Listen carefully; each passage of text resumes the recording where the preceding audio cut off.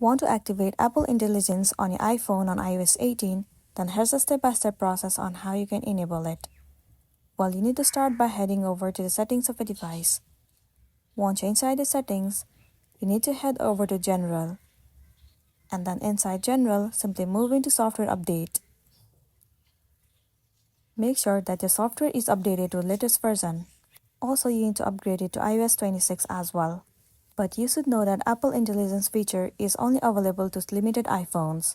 For now, it is only available to the iPhone that is above 15. So if you have that device, simply move into settings and you'll see the option of Apple Intelligence and Siri. All you gotta do is click on it. Simply toggle on this feature Apple Intelligence and then enable the feature. Once done, now you can use this feature according to your need and then you'll be good to go.